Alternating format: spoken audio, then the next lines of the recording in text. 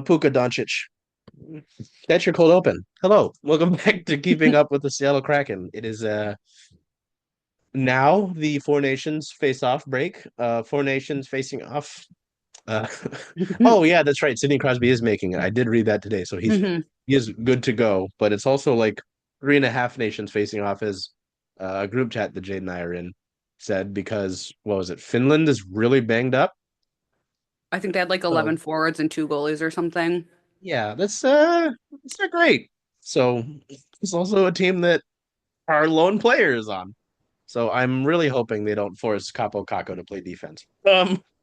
We'll we'll look into things here. We're gonna go over a few things here just with the past week in Kraken hockey, because as I was telling Jayd, I kind of forgot that they played three games over the past week and it wasn't just like one or two.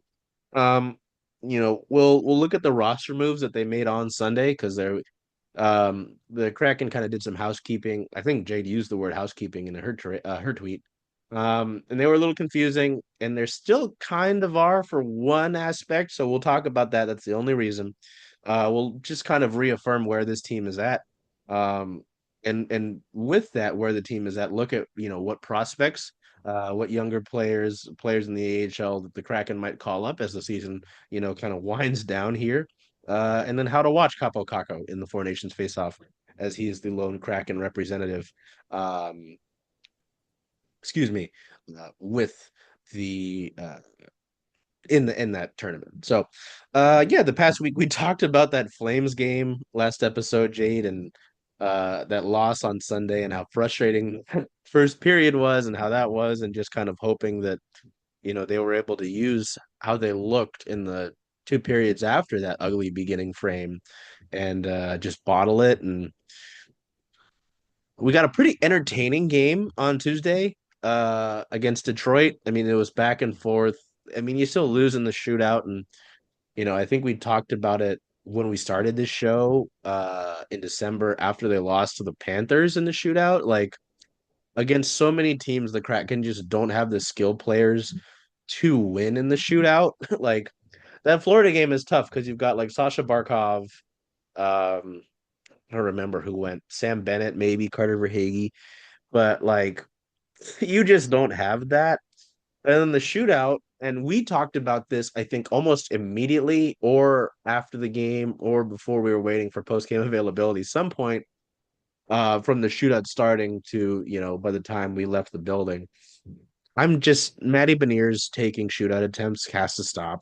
Like he's shown great things in practice on the shootout. He's shown them during the skill showcase Krakens Kraken have done during the time that they've existed. They've only done two of them, one during the second season and then this year.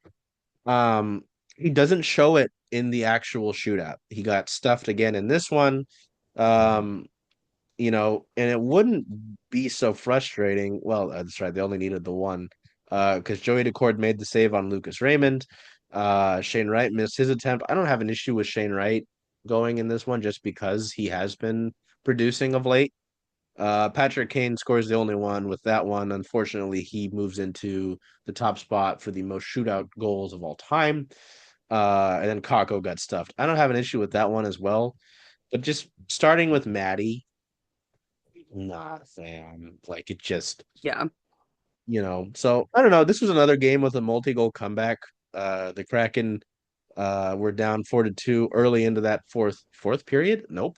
Third quarter. Nope. Third period. The Super Bowl messed me up. Go ahead, Jayd. Go Birds. The Super Bowl messed me up. Um, oh yeah, a guy named Elmer Soderblom, who I had made fun of all night because of his name, scored 3 minutes and 21 seconds in on a backhanded shot to put the Red Wings up by two. Shane Wright and Chandler Stevenson scored to help tie this one up and send us to overtime. Felt like Seattle got some decent looks in overtime. I just every time the Kraken go into extra hockey, I need them to win in overtime because I just don't have any faith in them in the shootout. With the talent, the skill players that they've got to make that move. And they lose this one to Detroit. It was a point. They get the point, which is fine, but kind of again, like we talked about last week, after that Calgary loss, it just doesn't matter at this point. Um, and that's kind of why in the second game they played this week against the Maple Leafs, the last game of the homestand, I just didn't care. Like you're even if they were in this hunt, right? You're already way outclassed on paper. This is more of a connected team than you. They've got more firepower. They've got better goalie tandem. I say tandem because of the two. I Hmm. think maybe I'd take Joey over Joseph Wool. Joseph Wool's pretty good though. And they were getting help me out here. Who is the fellow they got back? It was this game. That they got this guy back. I'll look at it. Um, was Oh that my God, a why am I shutout? drawing a blank too? Oh, Anthony Stolarz. Yeah, Yeah, thank you. Stolarz' first game since December 12th. And he almost got a shutout because the Leafs get 2 goals in the first. Excuse me, they get a third one in the second to just kind of put this was a tough one too because we're gonna mention Milo a few times in this episode. Our friend Milo sent the Steve Dangle clip into a group chat, and Steve Dangle was talking about this game. And the 3 goals against. You look at 3 goals against generally, it's like, oh, that's not the best game from your goalie. Felipe Myers, the first goal of this game just came on a shot from the blue line. It's just kind of him throwing the puck on the net, and it bounced off Matty Beniers in a weird way, and it beat Joey. Bobby McCann.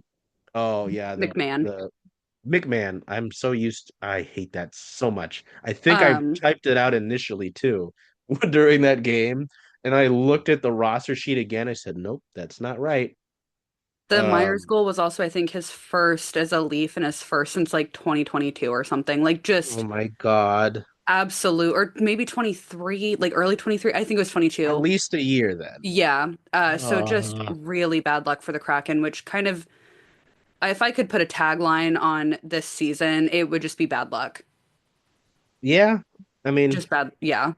yeah, I'd agree with that. Whether that's the injuries, yeah, no, I mean, um, what is this McMahon goal? Oh, is this a tip? Yeah. Well, yeah, McMahon gets the interior positioning on who is that? Oh, well, right in front of Ty Cartier. That's not great.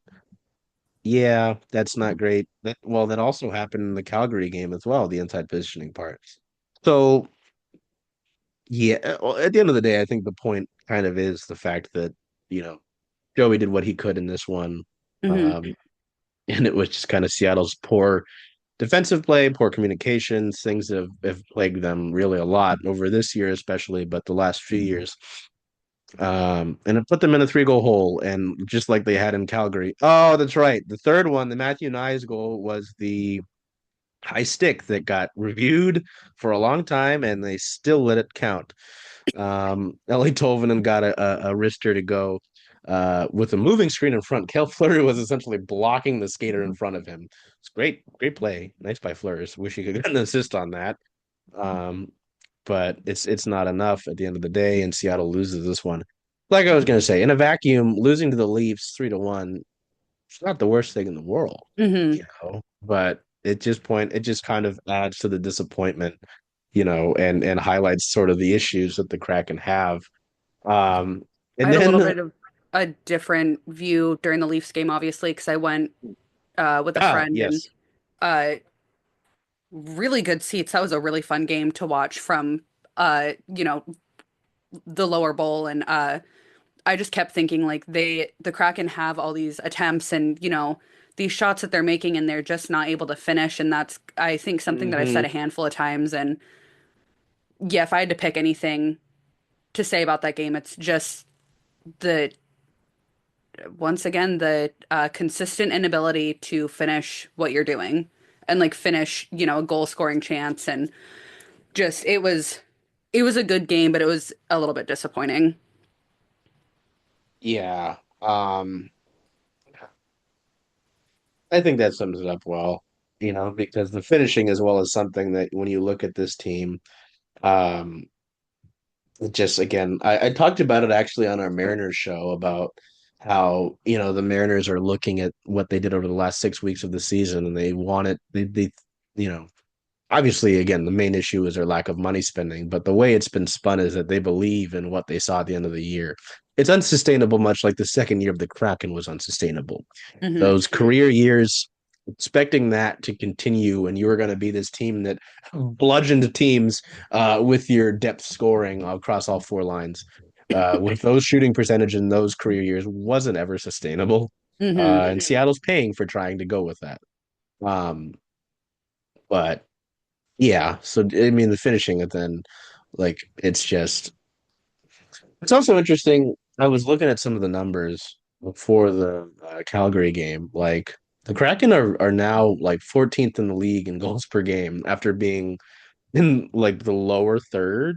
I'm like, oh, that's nice. And I tried to look for like some correlation, whether it was shots or anything. And I think some of it is how they've been doing a little bit better, whether it's tips or getting to the net, or Hmm. causing traffic in front. And I'm like, well, if you had been able to do this sustainably throughout the season, we'd be talking about a much different team and we'd have a much different tone, Yep. right? Yeah. Um, it's just so funny. This episode's largely depressing in some ways. Sorry, Milo. Um, the Kraken won on Saturday in stupid comeback goal fashion. Um, I had to stream the UW women's hockey game, practice squad game, on Saturday at night, and I'm watching this game, and they're down two nothing in the third, and I'm like, well, this sucks. I'm like gonna like making the score graphic for this will be easy. Hmm. Whenever we get shut out, I take away the player of the game thing because I'm like, you get shut out, you don't deserve that. Unless, the goalie has a really great game, and then I'll put like Joey. Um, yeah, Seattle only had 5 shots on goal in the second period. That's disgusting. I hate that. They only Yeah, had one in the third period, and it was the winner. Um, Jayd, cover your ears. that's fine. Morgan Frost scored the first goal in this one, so he's got 2 goals with the Flames against Seattle in 2 games, which I don't like. I don't want to see that trend continue. Hmm. Please, go back to Philly. All right. Please. Yeah. So Seattle is trailing by 1 for most of this game, which, I think going into the third period, I felt fine. I was like, 1 goal difference. That's fine. I can live with that. And then Nazem Kadri got, like I talked about in that, talking about the Toronto game, got right in, I think, behind Kale Fleury, and which, it's just like how I was taught rebounding in basketball. You cannot give up inside positioning when you're going for a rebound. You need to be the closest one to the rim. Like a defenseman should be the closest one to the net. Hmm. On 2 different instances in back-to-back games, Seattle players, because again the Toronto one was Cartier was the closest one like that happened. So that was frustrating. I think at that point I was like, all right, I'm gonna be able to make the score graphic. I'm gonna be able to stream the game. It's gonna be fine. Shane Wright driving the play gets a goal. He takes advantage of kind of some a mess in front of the crease. There was a bunch of bodies. Someone I think it was Larson. Yeah, Adam Larson set a shot on goal. Puck landed right in front of Shane, right in front of the crease. Got it. Took advantage of Dustin Wolf not being able to see it. You're in it. You cut the deficit in half. You're on the scoreboard. And then what is this? 2 minutes and 7 seconds later, Andre Burakovsky of all people. I think my tweet did say, "Would you believe it?" Yep. Uh, got a goal. He gets in. Shane Wright gets the assist, and we head into overtime. Um, Which is so funny because the whole time I was in a different group chat and I was like, there's only 13 minutes and like 21 seconds or something, and then I'm free from Kraken hockey for the next 2 weeks, and this is going to be so good. And then overtime happened, and I was like, okay, so this was apparently a lie. Now I'm having to watch overtime, and yeah, I was so excited well, for the break and then overtime. and that was the thing is a person in one of the group chats we're in mentioned overtime. I think in the second period, they go, "This is going to be an overtime loss, isn't it?" I go, "Why? Why would you say overtime?" Hmm. Because it's like the trope that I see with folks who work in the medical field. Sorry, like in hospitals. You don't ever say it's a quiet night Yep. because as soon as you say that, it changes. The Q Um, word. Mm-hmm. And that's kind of how things went. The Burakovsky goal is kind of fun because It's this right Burakovsky McCann line. Um, I think the McCann. Yep. Well, yes. Where Shane and Andre both go. I think it's Jake Bean that they stripped the puck of. Um, no, it was actually Jonathan Huberdeau. Huberdeau was trying to get it, trying to kind of essentially reset both Burakovsky and Wright. Swarm him, get the puck. Berkey shoots it, and it just kind of dribbles through Dustin Wolf. And that's certainly a goal that he'll want back. Whether it's the fact that it dribbled through him or the fact that it's Andre Burakovsky. Uh, this Andre Burakovsky, that is. Um, and then a Matty Beniers shot in overtime, less than 3 minutes in, on a wrister largely created by Jaden Schwartz doing a bunny hop in front of Dustin Wolf and taking away his vision, wins this game. Um, and again, it's just like again, after the loss to the Flames, that should have been just it's over. It's done. Like we're moving on here. Um, like you have to start it was already time to readjust the way that you viewed this. Um, like all hope is gone anyway. You need to Hmm. move on. And then they gave them a win as a little treat. Like that was the seventh multi-goal comeback win of the season. It's the most in the NHL, so the Kraken lead in that stat, which is nice. Only Boston and Philadelphia. Jade, we're really talking about you a lot today. I know. Have more third period multi-goal comebacks, wins other than Seattle, who have two. Um, yes. So I just Yeah, I don't know. I've summarized the games. Jade, what did you think of this past week in games? Just again, having been someone who saw all three of the home games, if we're including the first Calgary game. Hmm. Um, yeah, I don't know. What do you think of the past week? Because this is just they're just so silly and so frustrating. I just once again disappointing. Um, there was a little bit more. I'm not going to use the word compete or competition or anything because I really just that's not accurate to how the games went. But there was like maybe a little bit more fire under them, Mm. and not a whole lot, but just ever so slightly a little bit more fire under them. And I don't know. I feel like I just kind of keep repeating myself every week where I'm like, it's disappointing and, they need to be playing better hockey and the defense needs to be where they're supposed to be and they're just not there. And just there's only so much that a goalie can do to keep a team in a game. And they are really working Joey to the bone. So, um, yeah, I kind of anticipate, I didn't anticipate them winning a single game this week. I fully thought that after losing the first, three of the week, including the home Calgary game, that they were going to get on the road and lose to Calgary also before the break. And I'd kind of just written the whole week off, like, great, they're not doing anything good, whatever. But yeah, I don't know. It was just kind of a rough week of games. Detroit, like you said, was probably one of the better games the whole week. Just in terms of entertainment, like if you Hmm. took that out of it being a team we covered, like I'd have enjoyed to just watch that. Yeah. And you talk about Joey. So his start against Calgary the second time was his 13th start over the last 15 games. Um, Poor fella. Um, and excuse me. Oh, no, that's probably how he feels right now. Yeah. The You mentioned the Detroit game. He did make I think it was a big breakaway save when Seattle was down by two in the Detroit game. And it's always it's another sports trope. It's like, remember that if they come back. Hmm. And it would have been something for sure, like to be highlighted, I think, and especially talked about post game if they had won that game. Because again, he's a guy like you mentioned that keeps you in games, but it's just not sustainable. And Hmm. part of the reason why, like people like been saying play Alasteska, and sure, maybe after the break that makes sense and in the back to back, but it's the reason why Philip Grubauer will be back is they need someone that, that's played NHL hockey and they're out of it.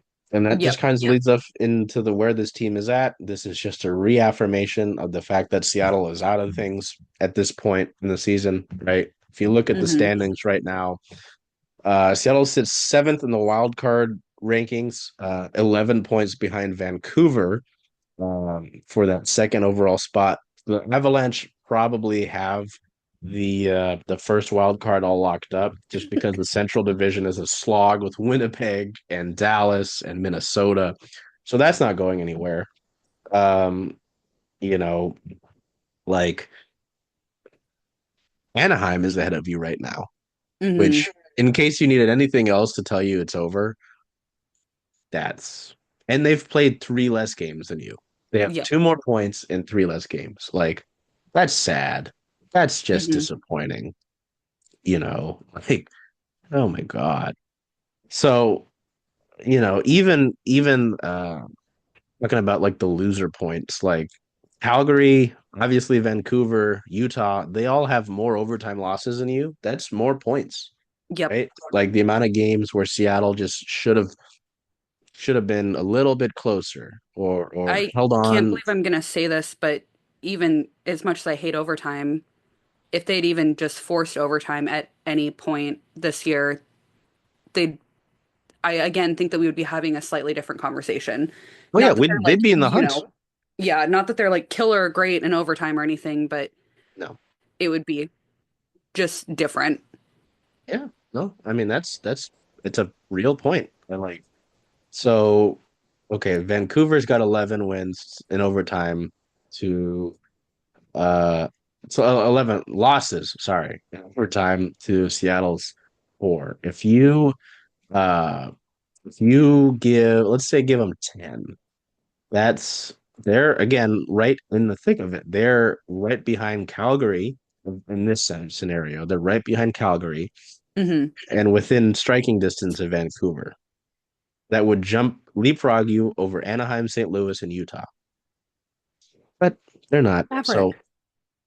Sorry, my I dog agree. just there was a weird noise outside and he was fully on his back, I think, at the foot of my bed and just like fully rolled over. I don't know what just happened. That was bizarre. Maverick is Weird tired of animal. also talking about the Kraken and how they're so done. Because I He's like, just great, again mom, I get it. like like I said to Jayd, I was like, this is strictly just to reinforce the fact that they're done. Hmm. So, which again, after a win like Calgary, you like in so many other scenarios, that's a positive to look at going into the break. Now it's just kind of like, oh, cool. Again, it's another loss and an exciting win in a lost season, which doesn't mean much outside of just giving you some entertainment value. Hmm. So, which is nice to have. Like if it's just boring loser hockey, then it's like, well, this is just going to be hard to cover for the rest of the year. So, Yeah. um, yeah, that is. We got that. We got that. We are now. Oh, yes, the roster moves. Here we go. So, Sunday, February 9th, Super Bowl day. The excuse me, the Kraken made a handful of moves, as they go into the break, excuse me, and just kind of for housekeeping, just considering that their AHL affiliate Coachella Valley Firebirds will play a good amount of game, a solid handful of games during the Four Nations face-off break. So defenseman Kale Fleury and goaltender Alex Steska were both reassigned to the Coachella Valley Firebirds. Um, Forward Mitchell Stevens, who has been up here essentially since Yanni Gord was placed on IR, um, was placed on waivers. He had played. I need to get the NHL. Our buddy Curtis from Deep Sea from his at is Deep Sea Hockey, but from Sound of Hockey is really good on the waivers and the contracts and stuff like that. So Fleury and Stezga halt their waiver clocks and now get the opportunity to play in 4 Coachella Valley Firebirds games during this break. Um, that was just that move made sense easily. That's done easy, sure. Mitchell Stevens requires waivers because he had 30 NHL roster days and 10 NHL games since the last time he was placed on waivers. If he cleared, you know, um, Seattle manages his recalls so that he's eligible for the AHL playoffs. Okay, that makes sense. And that might be they might be doing something with that Hmm. in regards because he cleared waivers today as expected. Um, but he wasn't there was no other tagline about him being reassigned to the Firebirds. And as of 8:40 on Monday night, he is not on the transaction list for Coachella Valley, nor is he on the roster. So I imagine that's all it is. I don't think he's like it wouldn't make sense for me for him to be like, hey, screw you guys, I want to sign somewhere else. Um, just because of how far along we are in the season, and the fact that he's, it's like Seattle probably will already need him. They've shown the need for him throughout the course of the season. He's played decently well at this level. I mean, he's done what you need from a fourth line center. Hmm. And at least with the Firebirds, at least you're going to play some meaningful hockey in a few months, right? With the playoffs. Victor Osman is where the questions were. Um, our buddy Milo, hello, hey buddy. Um, I think I showed up in the group chat today when Stevens cleared, and he was like, "Where is my friend to stop me from worrying?" Oh, there he is, and I was like, "Oh, yeah, that's me." I'll go and find the exact verbatim message because there's other stuff going on. I'm not reading that. Sorry. Um, where is it? Let me go. Where is he, the magic man who can reason before I start overthinking? There he is. Thanks, buddy. Um, so yeah, I think Stevens is gonna be fine. But Ostman was the one where people were like, what's going on? You have to consider um the NHL like roster mandates that you need two goalies, right? So you've got Joey, Philip Grubauer's down in Coachella Valley getting his games back. Stizka goes back because I mean I imagine they wanted him down there with the Firebirds as opposed to just kind of sitting around, which he's already been doing here at the NHL Yep. level. Um, but Osman, I was kind of confused about. Uh, I know he's played the lion's share of games for the ECHL affiliate Kansas City Mavericks. They've got another goalie on there as well, Jack LaFontaine, but Osman, who they drafted out of Maine and who signed his ECL this year, uh, I believe has kind of taken on the lion's share of games there. Uh, Curtis, Deep Sea Hockey on Twitter, and with Sound of Hockey said is likely a monetary and paper only reward. The Kraken can return for their first practice after the Four Nations break on February 18th. Um, Oh yeah, can they can return him to the Mavericks if Osman remains on the NHL roster until then and is reassigned that day. He'll make $45,000.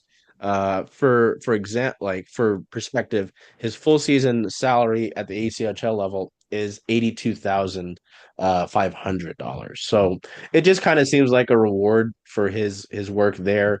Um, yeah, as he also mentions the two goalie roster minimum. So someone needed to be there. It makes sense, you give him the workload. I'm gonna check the ECHL. I'm gonna see how many games he's played compared to like LaFontaine. They have another goalie on the roster, but I think it's his large amount of games has been between Ostman and LaFontaine. Hmm. So let's go here by team. I have to go search for the Mavericks. Do, do, do, do, do. The ECHL website. I understand it's like really lower level hockey, but this is so hard to navigate, um, and largely clunky as well. But I need to make the point. God forbid I make a point. Yeah, Osman's played 29 games, LaFontaine 16, and Logan Neaton has played three. Ooh, Neaton has been not his numbers are not great. 499 GAA, 859 save percentage. Yucky, Is.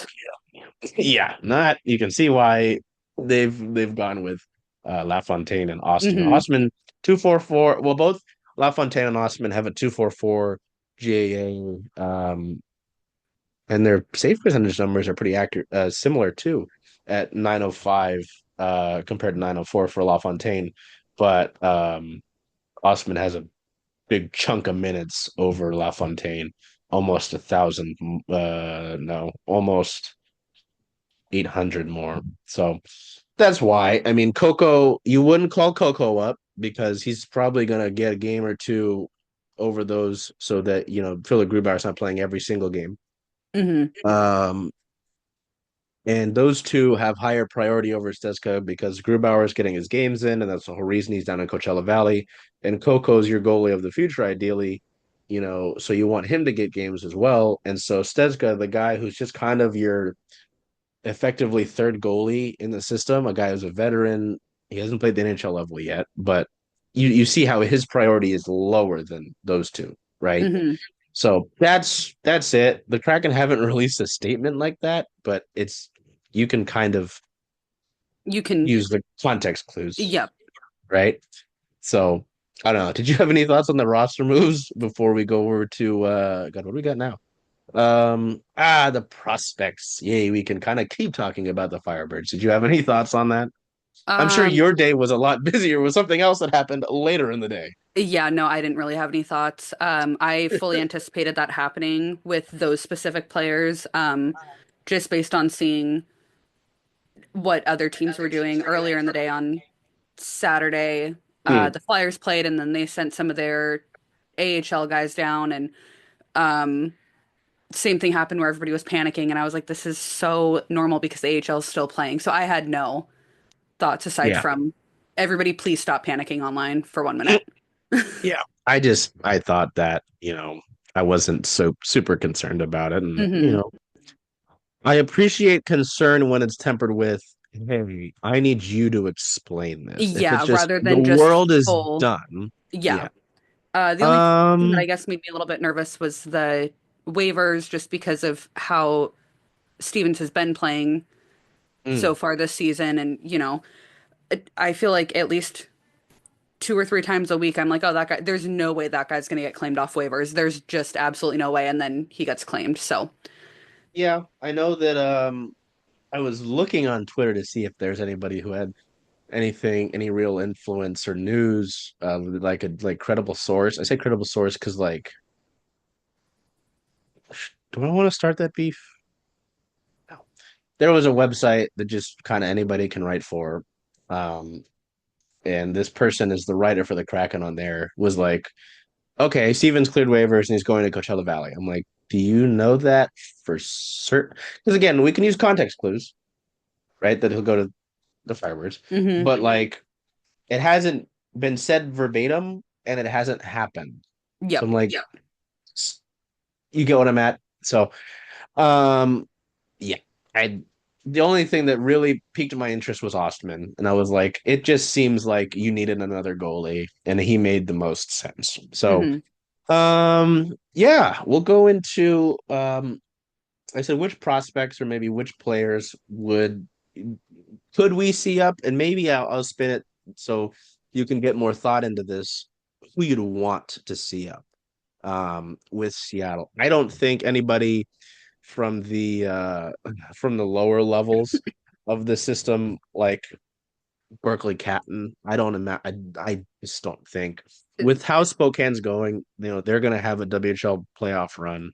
Like, there's no reason for them to mess with that and kind of take him out of his groove.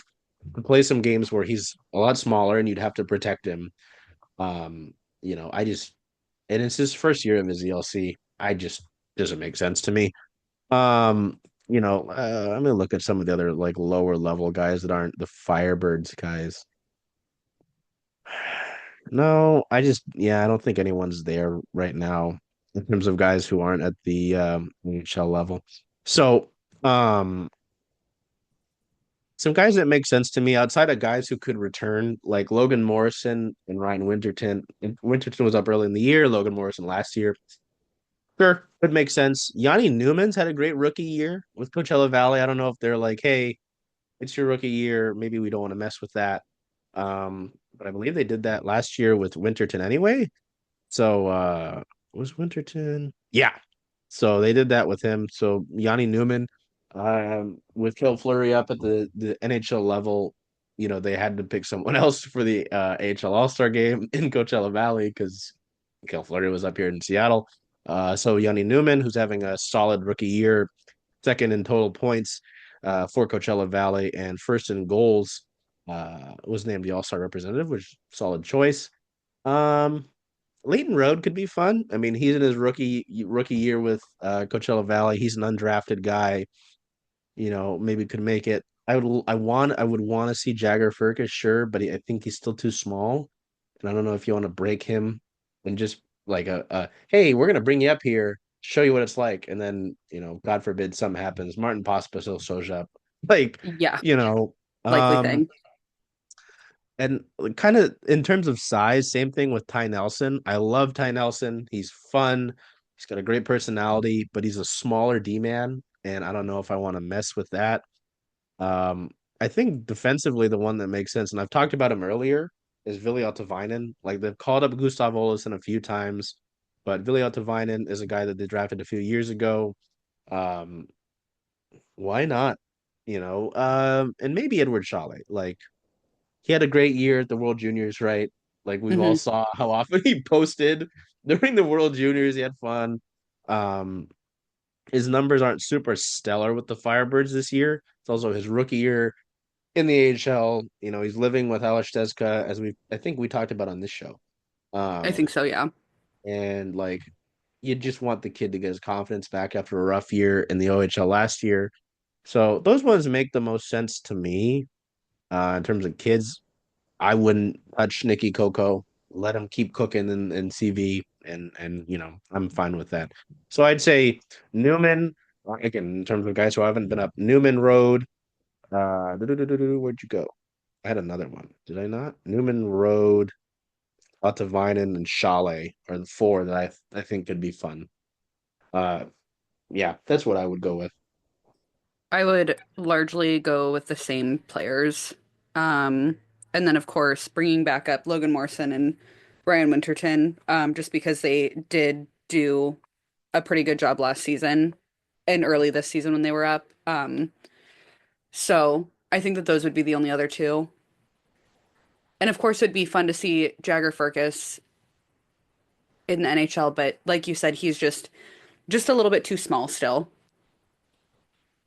I That's think. yeah, and it's like I think we've talked about it. I think we talked about him, and we talk about Catton in this regard. Hmm. And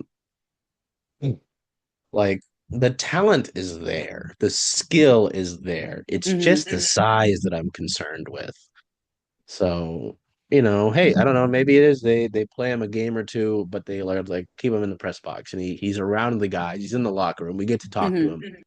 Um, Or even, maybe it if is it's later in this, a little bit later in the season and it's a little bit more like, okay, there's absolutely no chance of making playoffs and somebody is out day to day or something, I don't, hypothetical. And so they call up one of those guys just for, I don't want to say meaningless hockey game, but like a game that just sure. doesn't matter a Well, whole lot. and especially later into the season when other teams are kind of weeded out from that, Hmm. right? Like, I mean, it's still I'm sure it's still a largely competitive. I look at the standings, um, a largely competitive race around the league Yeah. outside of Seattle. Um, uh, I guess like a game oh against the wow, Sharks or something where the Sharks are also down there in standings and sure, yeah, and they got young kids too, so they hmm. understand it. Yeah, well, it's funny again looking at the East and Buffalo at the bottom is closer. Wait, no, they're not. Okay. The ninth team, which is Philadelphia, is in decent striking distance, which is fascinating. And then you look at the West, and it's like, it's terrible.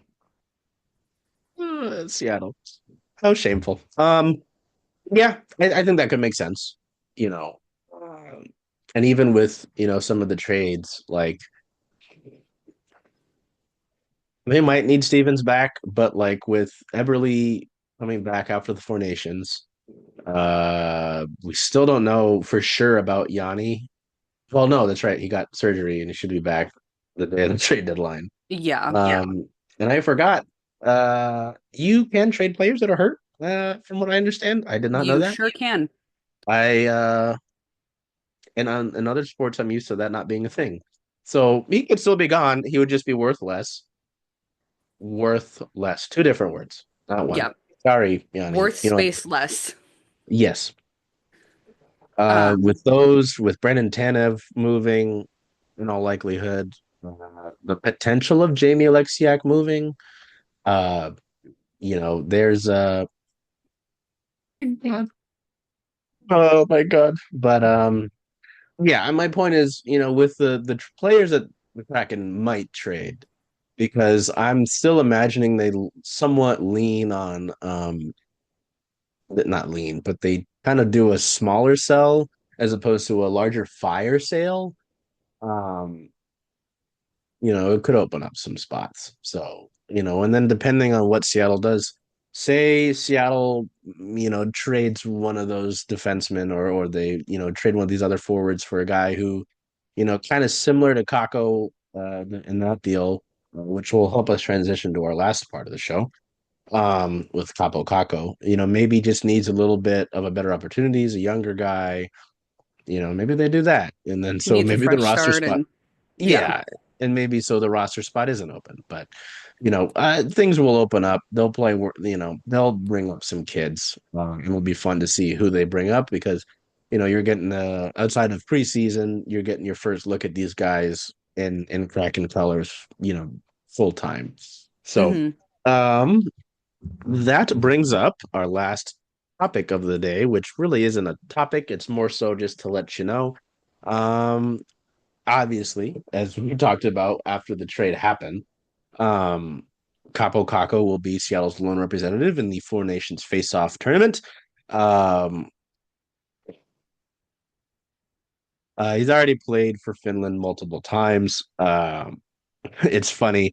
He's a Kraken teammate of Finnish descent, Ellen Tolvanen.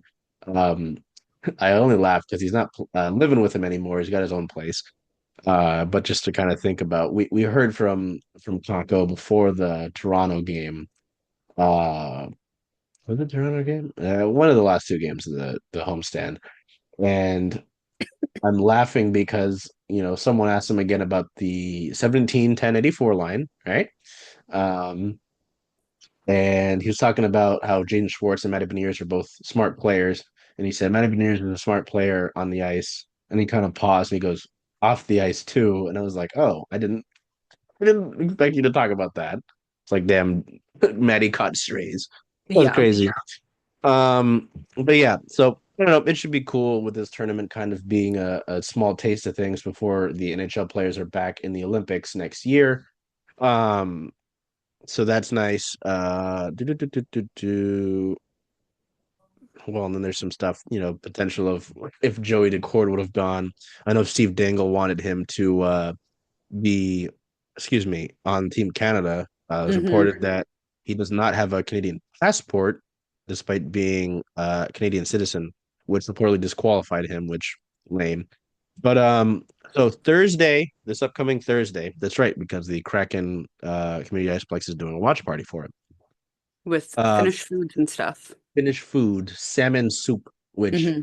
I was someone was like, "Oh, it made me gag." I was like, "Oh no, it's salmon." Mm. Um, I'm debating Finland going and plays. trying it. But anyways, I might go. I just won't eat it yeah. because I'm a picky eater anyway. That's just my own fault. Well, there's a lot wrong with me.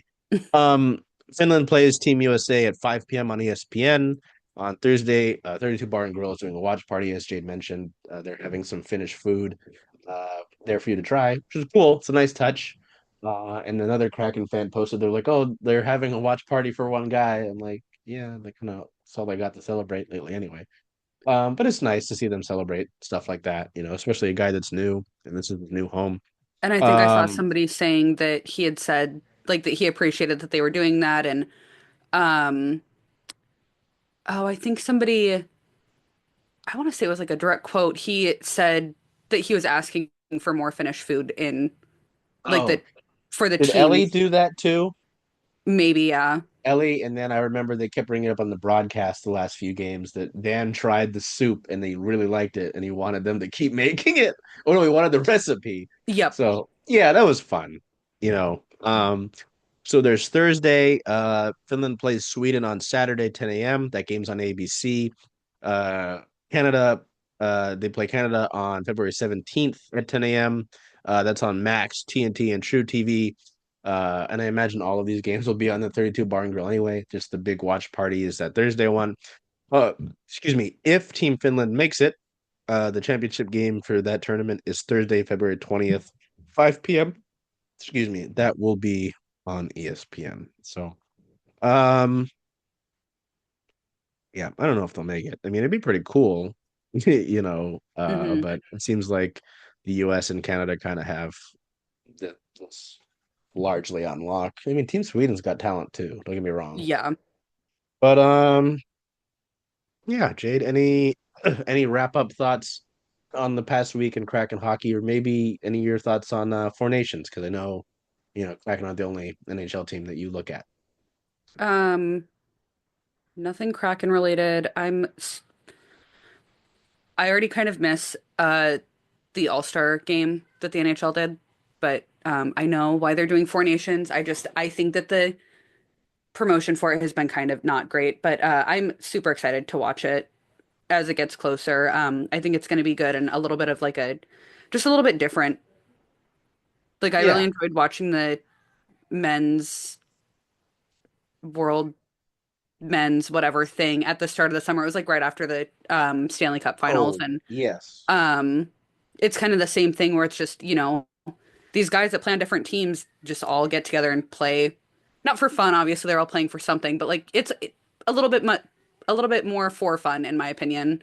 There's less like at stake, Ah, I guess. So, yeah, especially um this tournament with it not like, being something they kind of created. Like, yep. So, yeah, I'm excited for it. yeah, and I think the big thing that especially was hammered home on the Kraken broadcast on Saturday was the best on best hockey. Like, yeah, like you were talking about as well. Oh, excuse me. Like, you get the best players in the world and you get to see them play together, or and then play against each other, especially guys who normally are on teams. So, Hmm. you know, yeah, it'll be fun to have the one Kraken guy in it. So Yep. we'll see how that goes. And I don't know if we'll need to do a show next week just because like all the trade stuff and all, like I saw this Kraken account was like trade rumors and I'm like, yeah, this is all shit we talked about like months ago, bro. Like, thank you Hmm. for just now getting on it. Um uh Which I I guess, don't yeah, think with the Four Nations and then you saying something about trades, trades are still possible uh-huh. right Yeah. now. So I mean, unless something happens in that regard, or there's anything else for Kako just has like a masterful week. I Hmm. don't know if we'll have a show next week just because it'd just be so bare bones, you know. So we'll see. But either way, um, until we see you next week, go birds. Go Birds. Uh, I don't have anything else witty. Yeah. Take care of yourselves. Be well. Do whatever you can to make today a great day, and maybe try some Finnish soup. I don't know. I won't do it. Maybe you can. Live your life. Hey, Charles. Hey, Jen. Hey, where are you going to watch all those Kraken away games? Cracking away games, making a push. I was thinking of coming here just because Rough and Tumble is the home of circling Seattle sports, only if that's okay with you. I mean, I love that idea. Hope to see you here.